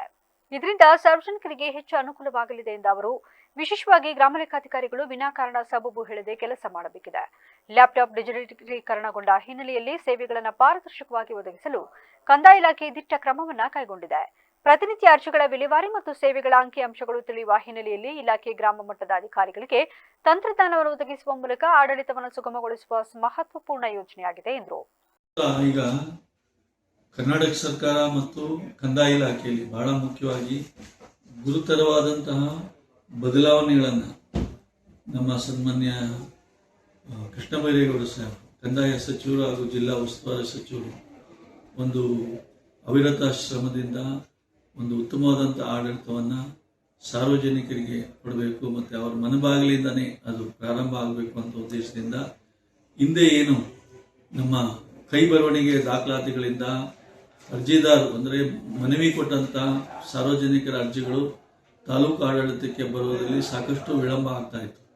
ಹಾಗೂ ಅದರಲ್ಲಿ ಹಲವಾರು ಲೋಪದೋಷಗಳಿರ್ತಾ ಇದ್ವು, ಕೆಲವೊಂದು ವರದಿಗಳಿರ್ತಾ ಇಲ್ಲ, ಕೆಲವು ದಾಖಲೆಗಳು ಹೋಗ್ತಾ ಇದ್ವು. ಅದನ್ನೆಲ್ಲ ಮನಗೊಂಡು ಇವತ್ತು ಅಲ್ಲಿ ಏನು VAO ವೃತ್ತದಲ್ಲಿದೆ, ಗ್ರಾಮ ಆಡಳಿತ ಅಧಿಕಾರಿಗಳ ವೃತ್ತ ಏನು ಹೇಳ್ತೀವಿ ನಾವು, ಒಂದು ವೃತ್ತದಲ್ಲಿ ಸುಮಾರು 5 ಗ್ರಾಮ, 10 ಗ್ರಾಮ, 15 ಗ್ರಾಮವರೆಗೂ ಆ ವೃತ್ತಗಳು ಬರ್ತವೆ. ಯಾವ ರೀತಿ ಪಂಚಾಯತ್ ರಾಜಲ್ಲಿ PDO ಅಂತ ಹೇಳ್ತೀವಿ, ಪಂಚಾಯತ್ ಇಲಾಖೆಗಳು ಏನಿದೆ ಅಂದರೆ ಗ್ರಾಮ ಪಂಚಾಯಿತಿಗಳು, ಅದೇ ಥರ ಕಂದಾಯ ಇಲಾಖೆಯಲ್ಲೂ ಸಹ ಗ್ರಾಮ ವೃತ್ತಗಳು ಅಂತ ನಾವು ಹೇಳ್ತೀವಿ. ಆ ವೃತ್ತವಾರು ಒಬ್ಬೊಬ್ಬರು ಗ್ರಾಮ ಆಡಳಿತ. ಬೇಲೂರು ತಹಶೀಲ್ದಾರ್ ಶ್ರೀಧರ್ ಕಂಕನವಾಡಿ ಮಾತನಾಡಿ, ಕಂದಾಯ ಇಲಾಖೆ ಇತ್ತೀಚಿನ ದಿನದಲ್ಲಿ ಕಂದಾಯ ಸಚಿವರಾದ ಕೃಷ್ಣ ಬೈರೇಗೌಡರ ಅವಿರತ ಶ್ರಮದಿಂದ ಪಾರದರ್ಶಕವಾಗಿ ಆಡಳಿತ ಸೇವೆಗಳನ್ನು ವೇಗ ಹೆಚ್ಚಿಸಲು ಮತ್ತು ತ್ವರಿತಗತಿಯಲ್ಲಿ ಜನರಿಗೆ ನೀಡಲು ಲ್ಯಾಪ್ಟಾಪ್ ವಿತರಣೆಯನ್ನು ಸರ್ಕಾರ ನೀಡಿದೆ. ಇಂದು ಸಕಲೇಶಪುರ ವಿಭಾಗಾಧಿಕಾರಿಗಳು ತಾಲೂಕಿನ ವೃತ್ತದ ಗ್ರಾಮ ಲೆಕ್ಕಾಧಿಕಾರಿಗಳಿಗೆ ವಿತರಣೆ ಮಾಡಿದ್ದಾರೆ ಎಂದ ಅವರು, ಕಂದಾಯ ಇಲಾಖೆಯ ಆಸ್ತಿ ಭೂ ದಾಖಲೆಗಳ ನಿರ್ವಹಣೆ ಸಂಬಂಧಿಸಿದ ಸಾರ್ವಜನಿಕರ ಸೇವೆಗಳನ್ನು ಪಾರದರ್ಶಕವಾಗಿ ನೀಡುವುದು ಮತ್ತು ಗ್ರಾಮ ಲೆಕ್ಕಾಧಿಕಾರಿಗಳು ಹಳ್ಳಿಗಳಲ್ಲಿ ಕುಳಿತು ಆನ್ಲೈನ್ ಮೂಲಕ ದಾಖಲೆಗಳ ನವೀಕರಣ ಮತ್ತು ಪರಿಶೀಲನೆಗೆ ಯೋಜನೆ ಪೂರಕವಾಗಲಿದೆ ಎಂದು ತಿಳಿಸಿದರು. ಮಾನನೀಯ ಕಂದಾಯ ಸಚಿವರ ನೇತೃತ್ವದಲ್ಲಿ ಕಂದಾಯ ಇಲಾಖೆಯ ಗಣಕೀಕರಣ ಪ್ರಕ್ರಿಯೆ ಅಂಗವಾಗಿ end to end digitalisation drive, ಏಕೆಂದರೆ ಮಾನನೀಯ PRS ಇಂದ ಹಿಡಿದು SSI ಹಿಡಿದು ಲಾಸ್ಟ್ VA ವರೆಗೂ ಪ್ರತಿಯೊಂದು ದಾಖಲೆಗಳು ಡಿಜಿಟಲ್ ರೂಪದಲ್ಲಿ ಲಭ್ಯವಾಗುವಂತ ವಿಚಾರ ಮಾಡಿ ಪ್ರತಿಯೊಬ್ಬ VAಗಳಿಗೆ RIಗಳಿಗೆ ಲ್ಯಾಪ್ಟಾಪ್ ಅನ್ನ ವಿತರಿಸಲಾಗಿದೆ. ಕಂದಾಯ ಇಲಾಖೆಯಿಂದ ಇವತ್ತು ನಾವು 19 ಲ್ಯಾಪ್ಟಾಪ್ ಅನ್ನ ಮಾನ್ಯನೀಯ ನಮ್ಮ ಉಪವಿಭಾಗಾಧಿಕಾರಿಗಳು ಸಕಲೇಶಪುರ ಸಾಹೇಬರಿಂದ ಇವತ್ತು ಗ್ರಾಮ ಲೆಕ್ಕಿಗರಿಗೆ, ಗ್ರಾಮ ಆಡಳಿತಾಧಿಕಾರಿಗಳಿಗೆ ಹಾಗೂ ರೆವಿನ್ಯೂ ಕಂದಾಯ ಪರೀಕ್ಷಕರಿಗೆ ಇವತ್ತು ವಿತರಿಸಲಾಗಿದೆ. ಐ ಹೋಪ್ ಕೆಲಸಗಳು ಸುಗಮವಾಗಿ, ಸ್ಪೀಡ್ ಆಗಿ, ಇನ್ನೂ ಸಕ್ಷಮವಾಗಿ ಕಂದಾಯ ಇಲಾಖೆ ಕಾರ್ಯನಿರ್ವಹಿಸಲು ಸಹಾಯ ಆಗ್ತದೆ ಅಂತ ಈ ಭಾವಿಸ್ತೀನಿ. ಈ ಸಂದರ್ಭದಲ್ಲಿ ಶಿರಸಿದ್ದ ರಂಗಸ್ವಾಮಿ, ಪ್ರಕಾಶ್, ಯೋಗೀಶ್ ಸೇರಿದಂತೆ ಇನ್ನು ಮುಂತಾದವರು ಹಾಜರಿದ್ದರು. ಅವೈಜ್ಞಾನಿಕ, ಅಸಂವಿಧಾನಿಕವಾಗಿರುವ ನ್ಯಾಯಮೂರ್ತಿ ನಾಗಮೋಹನ್ ವರದಿಯನ್ನ ರದ್ದುಪಡಿಸಬೇಕು ಎಂದು ಡಾಕ್ಟರ್ HC ಮಹದೇವಪ್ಪ ಅಭಿಮಾನಿ ಬಳಗದ ಅಧ್ಯಕ್ಷ ಡಾಕ್ಟರ್ VN ಮಹದೇವಯ್ಯ ಸರ್ಕಾರವನ್ನು ಒತ್ತಾಯಿಸಿದರು. ಚಾಮರಾಜನಗರದ ಜಿಲ್ಲಾ ಕಾರ್ಯನಿರತ ಪತ್ರಕರ್ತರ ಭವನದಲ್ಲಿ ಕರೆದಿದ್ದ ಪತ್ರಿಕಾಗೋಷ್ಠಿಯಲ್ಲಿ ಮಾತನಾಡಿದ ಅವರು, ಒಳ ಮೀಸಲಾತಿ ವಿಚಾರದಲ್ಲಿ ಸಮಾಜ ಕಲ್ಯಾಣ ಇಲಾಖೆ ಸಚಿವ HC ಮಹದೇವಪ್ಪ ಅವರನ್ನ ಗುರಿಯಾಗಿಸುವುದು, ನಿಂದಿಸುವುದು ಸರಿಯಲ್ಲ. ಇತ್ತೀಚೆಗೆ ಕೊಳ್ಳೇಗಾಲದಲ್ಲಿ ನಡೆದ ಒಳ ಮೀಸಲಾತಿ ವಿರೋಧಿಸಿ ನಡೆದ ಪ್ರತಿಭಟನೆಯಲ್ಲಿ ಮಹದೇವಪ್ಪ ಸೇರಿದಂತೆ ಸಮುದಾಯ ಸಚಿವರು ಸ್ವಾಮೀಜಿಯವರ ಭಾವಚಿತ್ರಕ್ಕೆ ಚಪ್ಪಲಿ ಸೇವೆ ಮಾಡಿರುವುದಕ್ಕೆ ನಮ್ಮ ಸಂಘಟನೆಯಿಂದ ಕ್ಷಮೆ ಯಾಚಿಸುತ್ತೇವೆ. ಆ ಘಟನೆಯನ್ನ ತೀವ್ರವಾಗಿ ಖಂಡಿಸುತ್ತೇವೆ. ಒಳ ಮೀಸಲಾತಿ ಎಂಬುದು ಮೀಸಲಾತಿ ಪಡೆಯುತ್ತಿರುವ SC ಪಟ್ಟಿಯಲ್ಲಿರುವ ಎಲ್ಲ ಅಸ್ಪೃಶ್ಯ ಜಾತಿ ಸಮುದಾಯಗಳಿಗೂ ಸಂಬಂಧಿಸಿದ್ದು. ಅದರಲ್ಲಿ ಪ್ರಸ್ತುತ ಎಡಗೈ ಸಂಬಂಧಿತ ಮತ್ತು ಬಲಗೈ ಸಂಬಂಧಿತ ಎಂಬ 2 ಗುಂಪುಗಳಾಗಿದೆ. 17% ಮೀಸಲಾತಿಯನ್ನ ಎಡಗೈ, ಬಲಗೈ ಸಮುದಾಯಗಳು ಹಂಚಿಕೊಳ್ಳುವುದರಲ್ಲಿ ದೊಡ್ಡ ಬಿಕ್ಕಟ್ಟು ಉಂಟಾಗಿದೆ. ಶಿಕ್ಷಣ, ಉದ್ಯೋಗ, ರಾಜಕಾರಣ ಮತ್ತು ಇತರೆ ಕ್ಷೇತ್ರಗಳಲ್ಲಿ ಒಳ ಮೀಸಲಾತಿ ಅನುಷ್ಠಾನಗೊಳಿಸುವಾಗ ಯಾರಿಗೂ ತೊಂದರೆಯಾಗಬಾರದು. ರೋಸ್ಟರ್ ಬಿಂದು SC ಪಟ್ಟಿಯಲ್ಲಿರುವ ಎಡಗೈ, ಬಲಗೈ ಸಂಬಂಧಿತ 2 ಸಮುದಾಯಗಳಿಗೆ ಸಾಮಾಜಿಕ ನ್ಯಾಯ ಸಿಗುವಂತೆ ಸೂತ್ರವನ್ನು ರೂಪಿಸಬೇಕು. ಈ ಸಮಸ್ಯೆ ಪರಿಹರಿಸುವ ಜವಾಬ್ದಾರಿ ಸದ್ಯಕ್ಕೆ ಸರ್ಕಾರದ ಮೇಲಿದೆ. ಮುಖ್ಯಮಂತ್ರಿಗಳು, ಎಡಗೈ, ಬಲಗೈ ಸಚಿವರು ಮತ್ತು ಶಾಸಕರುಗಳು ಇದನ್ನ ಒಮ್ಮತದಿಂದ, ಸಹನೆ, ತಾಳ್ಮೆಯಿಂದ ಬಗೆಹರಿಸಬೇಕು. ಆದರೆ ಸದ್ಯದ ಪರಿಸ್ಥಿತಿ ದಿಕ್ಕು ತಪ್ಪಿ ಬೇರೆ ಬೇರೆ ಬೆಳವಣಿಗೆಗಳಾಗುತ್ತಿವೆ. ಇದನ್ನ ತಾಳ್ಮೆಯಿಂದ ಎಲ್ಲರೂ ಬಗೆಹರಿಸುವ ಕಡೆ ಗಮನ ಕೊಡಬೇಕು ಎಂದು ಒತ್ತಾಯಿಸಿದರು. ಜಿಲ್ಲಾ ಪಂಚಾಯಿತಿ ಮಾಜಿ ಸದಸ್ಯ ನಾಗರಾಜ್ ಕಮಲ್ ಬಿ ಸಂಘಟನಾ ಮಾತನಾಡಿದರು. ಪತ್ರಿಕಾಗೋಷ್ಠಿಯಲ್ಲಿ ಭಾಗ್ಯ ಉಮ್ಮತ್ತೂರು, ರಾಜೇಂದ್ರ ಹೊನ್ನೂರು, ಮರಿಸ್ವಾಮಿ ಚಾಟಿಪುರ, ಲಿಂಗಣ್ಣ ಉತ್ತಂಬಳ್ಳಿ ಹಾಜರಿದ್ದರು. ಹಾಗಾಗಿ ಏನು ನ್ಯಾಯಮೂರ್ತಿ ನಾಗಮೋಹನ್ ದಾಸ್ ಅವರ ಒಳ ಮೀಸಲಾತಿಯನ್ನು ಏನು ವರದಿ ಕೊಟ್ಟಿದ್ದಾರೆ ಅದನ್ನು ರದ್ದುಪಡಿಸಬೇಕು. ಎರಡನೇದು, ಮೊನ್ನೆ ನಡೆದಂತಹ ಗಲಾಟೆಯಲ್ಲಿ ಕೊಳ್ಳೇಗಾಲ ಮತ್ತು ಇತರ ಇದರಲ್ಲಿ ಮಾದೇವಪ್ಪ ಅವರನ್ನ ಟಾರ್ಗೆಟ್ ಮಾಡ್ತಾರೆ. ಮಾದೇವಪ್ಪ ಅವರು ಒಳ ಮೀಸಲಾತಿ ವಿಚಾರದಲ್ಲಿ ನಮ್ಮ ಸಮುದಾಯ ಬಂಧುಗಳಿಗೆ, ಇನ್ನಿತರ ಸಮುದಾಯ ಬಂಧುಗಳಿಗೆ ಒಳ ಮೀಸಲಾತಿ ವಿಚಾರದಲ್ಲಿ ನಾಗಮೋಹನ್ ದಾಸ್ ಕಮಿಟಿ ಮಾಡುವಾಗ ಮಾದೇವಪ್ಪ ಏನು ತೊಂದರೆ ಕೊಟ್ಟಿಲ್ಲ. ಸಮೀಕ್ಷೆ ಮಾಡೋದು ತೊಂದರೆ ಕೊಟ್ಟಿಲ್ಲ. ಮತ್ತು ರಿಪೋರ್ಟ್ ಕೊಟ್ಟರು, ಕ್ಯಾಬಿನೆಟಲ್ಲಿ ಅದನ್ನ ಇಟ್ಟರು, ಅದರಲ್ಲೂ ತೊಂದರೆ ಕೊಟ್ಟಿಲ್ಲ. ರಾಜಪ್ಪ ಅವರ ಅಂಕಿತ ಹಾಕ್ಸು ಕೂಡ ಅಲ್ಲೂ ತೊಂದರೆ ಕೊಟ್ಟಿಲ್ಲ. ಆದರೂ ಕೂಡ ಮಾದೇವಪ್ಪ ಅವರು ಎಲ್ಲರೂ ಅವ್ರಿಗೆ ವಿರೋಧವಾಗಿ ನಡ್ಕೊಂಡಿಲ್ಲ. ಆದರೂ ಅವ್ರನ್ನ ಟಾರ್ಗೆಟ್ ಮಾಡಿ ಮಾದೇವಪ್ಪನ ಸೋಲಿಸ್ತೀವಿ, ಮಾದೇವಪ್ಪನ ಬ್ಲ್ಯಾಕ್ ಮೇಲ್ ಮಾಡ್ತಾ ಇದ್ದಾರೆ ಅಂತೇಳಿ ಅವ್ರನ್ನ ಟಾರ್ಗೆಟ್ ಮಾಡ್ತಾ ಇದ್ದಾರೆ. ಅದನ್ನು ಕೂಡ ನಾವು ಖಂಡಿಸ್ತಾ ಇದ್ದೀವಿ. ಮತ್ತು ರಕ್ತ ಕ್ರಾಂತಿ ಆಗಲಿ ಅಂತ ಹೇಳ್ತಾ ಇದ್ದಾರೆ. ರಕ್ತ ಕ್ರಾಂತಿ ಅವೆಲ್ಲ ಬಿಡಬೇಕು. ಇವತ್ತಿನ ಎಲ್ಲ ನಾಗರಿಕ ವ್ಯವಸ್ಥೆಯಲ್ಲಿದ್ದೀವಿ. ನೀವು ಹೋರಾಟ ಮಾಡಿ, ನಿಮ್ಮ ಹಕ್ಕನ್ನು ನೀವು ಪಡೀರಿ. ಶಾಂತಿಯುತವಾಗಿ ಹೋರಾಟ ಮಾಡಿ, ನ್ಯಾಯಯುತವಾಗಿ ಹೋರಾಟ ಮಾಡಿ, ಸಂವಿಧಾನಬದ್ಧವಾಗಿ ಹೋರಾಟ ಮಾಡಿ. ನಿಮ್ಮ ಹೋರಾಟ ಶಾಂತಿಯುತವಾಗಿ ಹೋರಾಟ ಮಾಡಿ ನಿಮ್ಮ ಹಕ್ಕನ್ನು ಪಡೆದಿರಿ. ಮತ್ತು ಇನ್ನೊಬ್ಬರನ್ನ ಅವಹೇಳನ ಮಾಡೋದು, ಖಂಡಿಸೋದು, ಚಪ್ಪಲಿ ಹೊಡೆಯೋದು, ಮತ್ತೊಂದು ಮಾಡೋದು ಯಾರೂ ನಾಯಕರು ಕೂಡ ಆ ರೀತಿ ಮಾಡಬಾರ್ದು. ಕೊಳ್ಳೇಗಾಲದಲ್ಲಿ ನಡೆದಿರೋಂಥ ಒಂದು ಘಟನೆಗೆ ನಾನು ಮತ್ತು ವೈಯಕ್ತಿಕವಾಗಿ ಮತ್ತು ನಮ್ಮ ಬಳಗ ಕ್ಷಮೆಯನ್ನು ಕೊಡ್ತಾ ಇದ್ದೀನಿ. ಸಮುದಾಯದವರು ಕೂಡ ಮನವಿ ಮಾಡ್ಕೊತಾ ಇದ್ದೀನಿ, ನಿಮ್ಮ ಹೋರಾಟ ಶಾಂತಿಯುತವಾಗಿ ಮತ್ತು ನ್ಯಾಯಯುತವಾಗಿ ಸಂವಿಧಾನಬದ್ಧವಾಗಿ ಇರಲಿ ಅಂತ ಹೇಳ್ತಾರೆ. ಮತ್ತು ಸಹೋದರರು ಹೇಳ್ತಾರೆ, ನಾಗಮೋಹನ್ ದಾಸ್ ಕಮಿಟಿ ಮಾಡಿದಾಗ ಸುಪ್ರೀಂ ಕೋರ್ಟ್ ಹೇಳ್ತದೆ ಎಂಪೆರಿಕಲ್ ಡಾಟಾ ಮಾಡಿ ಅಂತ ಹೇಳ್ತದೆ. ಎಂಪೆರಿಕಲ್ ಡಾಟಾ ಮೀನ್ಸ್ ವೈಜ್ಞಾನಿಕ ದತ್ತಾಂಶವನ್ನು ದೈನಂದಿನ ಅಡುಗೆ ಮಾಡಲು ಪ್ರತಿಯೊಬ್ಬರು ಗ್ಯಾಸ್ ಸಿಲಿಂಡರ್ ಉಪಯೋಗಿಸುವುದರಿಂದ ಗ್ಯಾಸ್ ಸಿಲಿಂಡರ್ಗಾಗಿ ಅಭಾವ ಜಾಸ್ತಿಯಾಗಿದ್ದು, ಸಿಲಿಂಡರ್ ತೆಗೆದುಕೊಳ್ಳುವುದಕ್ಕಾಗಿ ಗ್ರಾಹಕರು ಕಾದು ನಿಂತುಕೊಳ್ಳುವ ಪರಿಸ್ಥಿತಿ ತಲೆದೋರಿದೆ. ಇರಾನ್ ಮತ್ತು ಇಸ್ರೇಲ್ ಅಮೆರಿಕ ನಡುವೆ ನಡೆಯುತ್ತಿರುವ ಯುದ್ಧ ಸಮರದಿಂದ ಗ್ಯಾಸ್ ಸಿಲಿಂಡರ್ಗೆ ತುಂಬಾ ತೊಂದರೆಯಾಗುತ್ತಿದೆ. ಆದ್ದರಿಂದ ರಾಜ್ಯಾದ್ಯಂತ ಗ್ಯಾಸ್ ಸಿಲಿಂಡರ್ಗಾಗಿ ಇರುವ ಅಭಾವವನ್ನು ಸರಿಪಡಿಸುವ ನಿಟ್ಟಿನಲ್ಲಿ ಸಂಬಂಧಪಟ್ಟ ಅಧಿಕಾರಿಗಳು ಗಮನ ಹರಿಸಬೇಕು. ಗ್ಯಾಸ್ ಸಿಲಿಂಡರ್ಗಾಗಿ ಕಾದು ನಿಂತು ತೆಗೆದುಕೊಳ್ಳುವ ಪರಿಸ್ಥಿತಿ ಇಂದು ತಲೆದೋರುತ್ತದೆ. ಯುದ್ಧ ಇದೇ ರೀತಿ ಮುಂದುವರಿದರೆ ಹಿಂದಿನ ಪದ್ಧತಿಯ ಸೌದೆ ಒಲೆಯನ್ನ ಅವಲಂಬಿಸಬೇಕಾಗುತ್ತದೆ ಅಥವಾ ಕರೆಂಟ್ ಬಳಕೆ ಮಾಡಬೇಕಾದ ಪರಿಸ್ಥಿತಿ ತಲೆದೋರುತ್ತದೆ. ಈಗಾಗಲೇ ಸಿಲಿಂಡರ್ ಕೊರತೆಯಿಂದ ಹೋಟೆಲ್ ಮಾಲೀಕರಿಗೆ ತುಂಬಾ ಹೊಡೆತ ಬಿದ್ದಿದೆ. ವ್ಯಾಪಾರ ಮಾಡುವುದೇ ಕಷ್ಟಕರವಾಗಿದೆ. ಇದೇ ತರ ತೊಂದರೆ ಮುಂದುವರಿದರೆ ಹೋಟೆಲ್ಗಳನ್ನ ಮುಚ್ಚುವ ಪರಿಸ್ಥಿತಿ ಬರುತ್ತದೆ. ಬೆಂಗಳೂರಿನ ಮೈಸೂರಿಗೆ ಹೋಗಬೇಕಾದ್ರೆ, ಮೈಸೂರಿನಿಂದ ಬೆಂಗಳೂರಿಗೆ ಹೋಗಬೇಕಾದರೆ ಕೇಂದ್ರ ಬಿಂದು ಹಲಗೂರು ಮತ್ತು ಹಲಗೂರು ಪ್ರವಾಸಿ ತಾಣವಾಗಿದ್ದು, ಮುತ್ತತ್ತಿ, ಬಸವನಶೆಟ್ಟಿ, ಅಂತರವಳ್ಳಿ ಸಿದ್ದೇಶ್ವರ, ಜಿಲ್ಲಾಪುರದ ಸಿದ್ದಪ್ಪಾಜಿ ಇರುವ ಪ್ರವಾಸಿ ತಾಣವಾಗಿದ್ದು, ರಜಾ ದಿನಗಳಲ್ಲಿ ಹೆಚ್ಚು ಪ್ರವಾಸಿಗರು ಈ ಸ್ಥಳಗಳಿಗೆ ಬರುತ್ತಾರೆ. ಪ್ರತಿಯೊಬ್ಬ ಪ್ರಯಾಣಿಕರು, ಪ್ರವಾಸಿಗರು ಹಲಗೂರಿನಲ್ಲಿ ತಿಂಡಿ ತಿನ್ನುವುದಕ್ಕೆ ವಾಹನಗಳನ್ನು ನಿಲ್ಲಿಸುತ್ತಾರೆ. ಗ್ಯಾಸ್ ಅಭಾವದಿಂದ ಹೋಟೆಲ್ಗಳು ಇಲ್ಲದೆ ಹೋದರೆ ಬರುವವರೆಗೂ ತುಂಬಾ ತೊಂದರೆ ಅನುಭವಿಸಬೇಕಾಗುತ್ತದೆ. ಕೇಂದ್ರ ಸರ್ಕಾರ ತಕ್ಷಣ ಇದರ ಬಗ್ಗೆ ಗಮನ ಹರಿಸಿ ಗ್ರಾಹಕರಿಗೆ ತೊಂದರೆ ಆಗದಂತೆ ಕ್ರಮ ಕೈಗೊಳ್ಳಬೇಕಾಗಿದೆ ಎಂದರು. ಗ್ರಾಹಕ ಮಂಜು ಮಾತನಾಡಿ, ಇಂದಿನ ಸಮಾಜದಲ್ಲಿ ಸೌದೆ ಒಲೆಯ ಪದ್ಧತಿಯನ್ನ ಬಿಟ್ಟು ಪ್ರತಿಯೊಬ್ಬ ಕುಟುಂಬದವರು ಗ್ಯಾಸ್ ಸಿಲಿಂಡರ್ನಿಂದ ತಿಂಡಿ ಪದಾರ್ಥಗಳನ್ನು ಮಾಡುವ ಅಭ್ಯಾಸವನ್ನ ಮೈಗೂಡಿಸಿಕೊಂಡಿರುವುದರಿಂದ ಸಿಲಿಂಡರ್ ಸಿಗದೆ ಕಾಲೇಜಿಗೆ ಹೋಗುವ ವಿದ್ಯಾರ್ಥಿಗಳಿಗೆ ಹಾಗೂ ಕೆಲಸಕ್ಕೆ ಹೋಗುವವರಿಗೆ ಅವರ ಸಮಯಕ್ಕೆ ಸರಿಯಾಗಿ ಅಡುಗೆ ಮಾಡಿಕೊಡಲು ಗ್ಯಾಸ್ ಸಿಲಿಂಡರ್ ಅತ್ಯವಶ್ಯಕವಾಗಿ ಉಪಯೋಗಿಸುತ್ತಿದ್ದಾರೆ. ಇದಲ್ಲದೆ ಹೋದರೆ ಸೌದೆ ಒಲೆಯಲ್ಲಿ ತಿಂಡಿ ಪದಾರ್ಥಗಳನ್ನು ಮಾಡಿಕೊಡುವುದು ತಡವಾಗುತ್ತದೆ. ಆದ್ದರಿಂದ ಸಂಬಂಧಪಟ್ಟ ಅಧಿಕಾರಿಗಳು ಗ್ರಾಹಕರಿಗೆ ತೊಂದರೆಯಾಗದಂತೆ ಹಲಗೂರಿನಲ್ಲಿ ಗ್ಯಾಸ್ ಸಿಲಿಂಡರ್ ತೆಗೆದುಕೊಳ್ಳಲು ಅನುಕೂಲ ಮಾಡಿಕೊಡಬೇಕಾಗಿದೆ ಎಂದರು. ಸರ್, ನಾವು ಹಲಗೂರು ಗ್ರಾಮದಿಂದ ಮಾತಾಡ್ತಿದ್ದೀವಿ. ಭಾಳ ತೊಂದರೆ ಆಗ್ತಿದೆ. ಮಕ್ಕಳುಗಳಿಗೆ ಎಜುಕೇಷನ್ ಇದೆ, ಮತ್ತು ಊರ ಹಬ್ಬ ಇದೆ. ಇವಾಗ ಭಾಳ ತೊಂದರೆ. ಬೆಳಿಗ್ಗೆಯಿಂದನೂ ಹಲಗೂರಲ್ಲಿ ಫಸ್ಟ್ ಈ ಥರ ಇರಲಿಲ್ಲ. ಮೊದಲೆಲ್ಲ ಹೆಂಗೋ ನಡೀತಾ ಇತ್ತು, ಸಿಗ್ತಾಯಿತ್ತು. ಇವಾಗಿನಿಂದ ಈ ತಿಂಗಳಿಂದ ಭಾಳ ತೊಂದರೆ ಆಗ್ತಿದೆ ಗ್ಯಾಸ್ಗೆ. ಈ ಥರ ಲೈನಲ್ಲಿ ಇಟ್ಟು ಸುಮಾರು ವರ್ಷಗಳೇ ಆಗೋಗಿ ಈಗ ಮತ್ತೆ ಸ್ಟಾರ್ಟ್ ಮಾಡ್ಕೊಳ್ಳೋದು ಹಲಗೂರಲ್ಲಿ. ಮತ್ತು ಕಾಲೇಜು ಎಜುಕೇಷನ್ ಇರೋದ್ರಿಂದ ಮಕ್ಕಳಿಗೆ ತೊಂದರೆ ಆಗ್ತಾಯಿದೆ ನಮಗೆ. ಮತ್ತು ಈ ರೈತರುಗಳಿಗೆ ನೋಡಿ, ಬೆಳಗ್ಗೆಯಿಂದ ಎಷ್ಟು ಜನ ನಿಂತಿದ್ರೆ ಹಬ್ಬ ಬಿಟ್ಟು ಎಲ್ಲರೂ ತೊಂದರೆ ಮಾಡಿಕೊಂಡು, ಅದರಿಂದ ಸ್ವಲ್ಪ ಅಧಿಕಾರಿಗಳು ಯಾರೇ ಆದರೂ ಮೇಲ್ಮಟ್ಟ ಅಧಿಕಾರಿಗಳು, ಗ್ಯಾಸ್ ಸಿಲಿಂಡರ್ ಅಧಿಕಾರಿಗಳು ಸ್ವಲ್ಪ ಗಮನ ಹರಿಸಿ ಸ್ವಲ್ಪ ತೊಂದರೆನ ಸರಿ ಮಾಡಿಕೊಡ್ಬೇಕು. ತಮ್ಮ ಹೆಸರು? ಮಂಜು ಅಂತ, ನಾವು ಹಲಗೂರಿಂದ ಮಾತಾಡ್ಕೊಂಡಿದ್ದು. ಶಿವಮೊಗ್ಗ ನಗರದ ಜನನಿಬಿಡ ಪ್ರದೇಶವಾದ ಅಕ್ಕಮಹಾದೇವಿ ವೃತ್ತದಲ್ಲಿ ಕಾರು ಮತ್ತು ಆಂಬ್ಯುಲೆನ್ಸ್ ನಡುವೆ ಭೀಕರ ಡಿಕ್ಕಿ ಸಂಭವಿಸಿದೆ. ಅಪಘಾತದ ರಭಸಕ್ಕೆ ಕಾರು 3-4 ಬಾರಿ ಪಲ್ಟಿ ಹೊಡೆದಿದ್ದು, ಅದೃಷ್ಟವಶಾತ್ ದೊಡ್ಡ ಮಟ್ಟದ ಪ್ರಾಣಾಪಾಯ ತಪ್ಪಿದೆ. ವೇಗವಾಗಿ ಬಂದ ಬ್ರೆಜಾ ಕಾರು ಮತ್ತು ಆಂಬ್ಯುಲೆನ್ಸ್ ನಡುವೆ ಡಿಕ್ಕಿ ಸಂಭವಿಸಿದೆ. ಡಿಕ್ಕಿ ಹೊಡೆದ ರಭಸಕ್ಕೆ ಕಾರು ಚಾಲಕನ ನಿಯಂತ್ರಣ ತಪ್ಪಿ ರಸ್ತೆಯಲ್ಲಿ 3-4 ಬಾರಿ ಪಲ್ಟಿ ಹೊಡೆದಿದೆ. ಈ ಮೈನವಿರಿಳಿಸುವ ದೃಶ್ಯಗಳು ಹತ್ತಿರದ ಸಿಸಿಟಿವಿ ಕ್ಯಾಮೆರಾದಲ್ಲಿ ಸೆರೆಯಾಗಿವೆ. ಕಾರಿನಲ್ಲಿದ್ದವರಿಗೆ ಸಣ್ಣ ಪುಟ್ಟ ಗಾಯಗಳಾಗಿದ್ದು ಪ್ರಾಣಾಪಾಯದಿಂದ ಪಾರಾಗಿದ್ದಾರೆ.